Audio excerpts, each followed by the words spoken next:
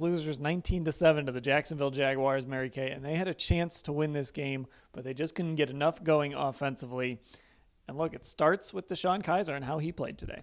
Yeah, well, you know what? He turned the ball over 4 times, and obviously you're never going to win a game when that happens. In fact, they turned the ball over 5 times in total. So there's no way you can win a game that way. But you mentioned DeShone Kizer, 2 interceptions, 2 fumbles, a bad day for him. He was as down as I've seen him after a game, but Hugh Jackson said he will stick with him. He'll start in Cincinnati next week, and they're going to ride it out. Yeah, I mean, they almost have to do that. He's coming off one of his better performances against Detroit, which makes today more frustrating. But, you know, what's the point of taking a look at Kevin Hogan at this point, taking a look at Cody Kessler? You're winless. You're not going to the playoffs. You're not winning the division. They've got to find out what they have in Kizer. Yeah, I mean, if you had a better option, you know, if they had been able to get A.J. McCarron, maybe he would be starting next week.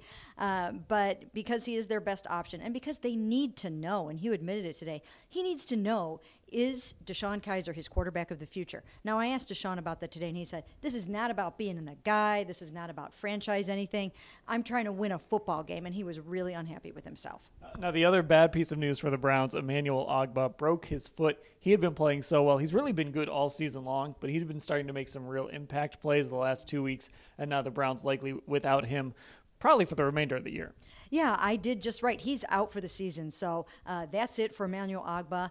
And, you know, last week he had 2 sacks. This week he had 2 passes batted down, and you can see the synergy between him and Myles Garrett. You know, they apply pressure together. One of them opens up a sack for the other. So they were working really, really well together and starting to be very formidable on those ends. Greg Williams was starting to line them up inside a little bit too as a wrinkle, and now he just loses some of that flexibility.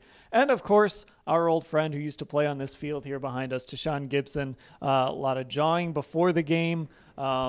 He said after the game that he was going to do anything to win this game. He'd have played quarterback to win this game because he thought maybe with about 5 minutes left he was in some trouble and maybe have to delete his social media account, but he gets out of here with a win. Yeah, I mean, like you said, it started even before the game began. Got a little chippy there. They had to be separated by the refs before the game during pregame warmups. So obviously it went into Sean's favor. They didn't shut him out like he predicted, but his other prediction of 0-16, he's still on track for that.